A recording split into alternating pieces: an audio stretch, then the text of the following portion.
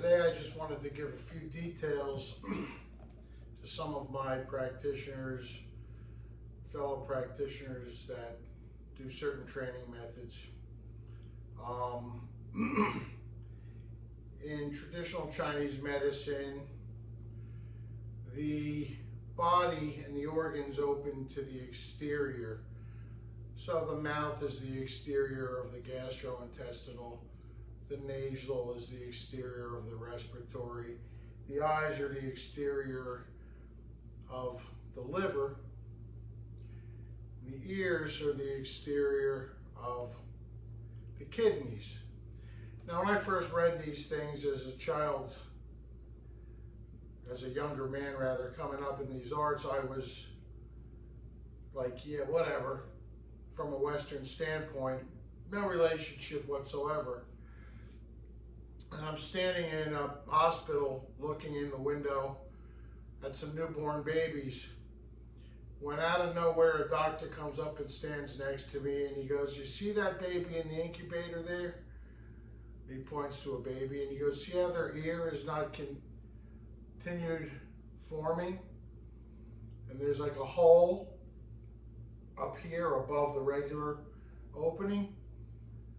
And I said, "Yes." And he goes, "That's because the ears and the kidneys form at the same time as the baby is growing inside the mother."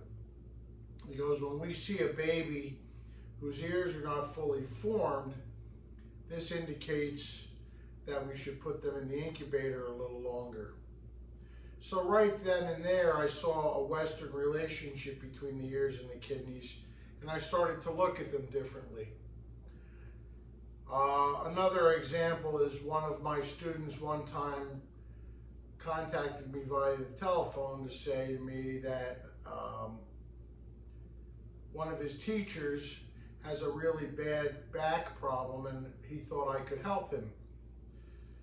So I said, "Okay, is it upper or lower back?" And he said, "Lower back." So my next question was, what do his ears look like? At which point he said, "Why are you asking me that?" And I said, "I'll explain it to you after you answer my question."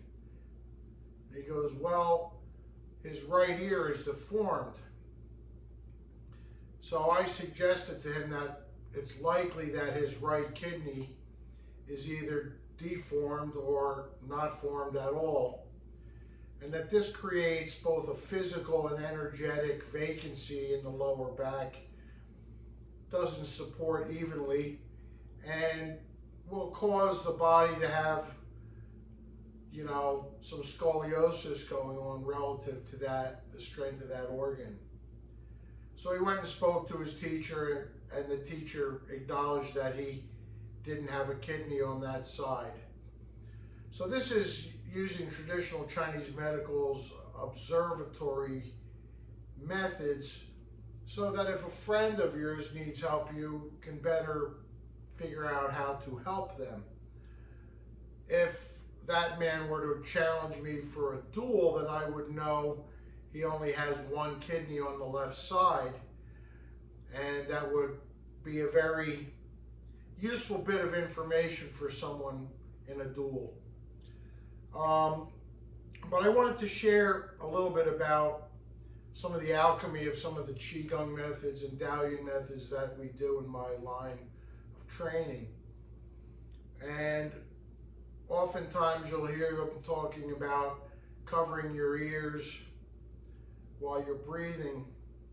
So to give a little further explanation, we want to express energy from our Laogong, or our pericardium 8 point, in our palm of our hand. This point is of the fire element. The ears, which relate to the kidneys, are of the water element. So fire and water, Kan and Li, or rather Li and Kan if I say fire and water. This deals with alchemy, converting water to steam. So sometimes a person might need to strengthen their kidneys and do that exercise. But there's a little more detail than flowing the chi into your ears that I wanted to explain. So at first I take a short breath and warm my hands. Then I take a short breath and I put my hands over my ears.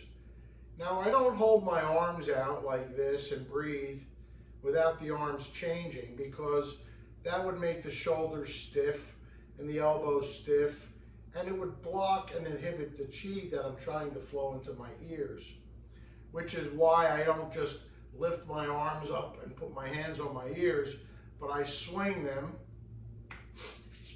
warm them, so not to bring cold to my kidneys, swing them again, take a short breath, and when I exhale, I let the arms go so that they would just fall forward like this by releasing the root, the middle, and the tip.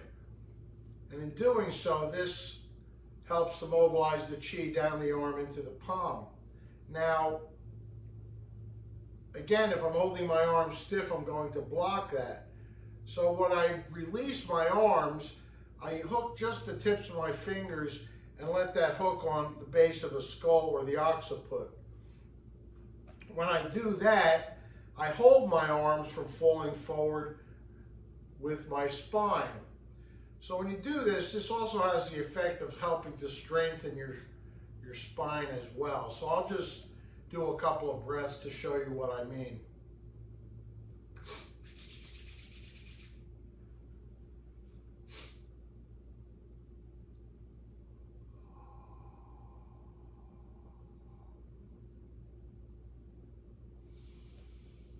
Now I'm inhaling, I relax my neck, I hold my arms in place.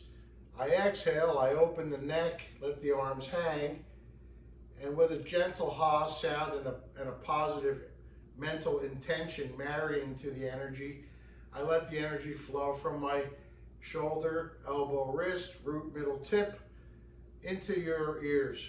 So again,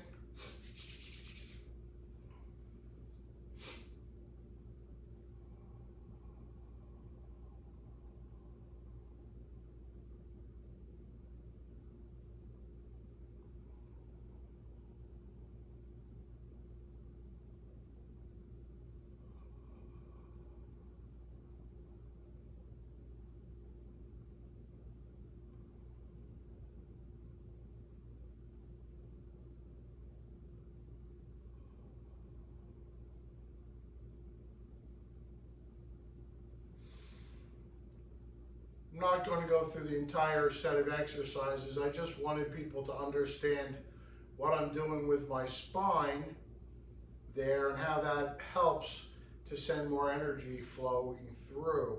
When I do this correctly, I'll typically start to sweat in my face. Anyhow, I hope you find this helpful.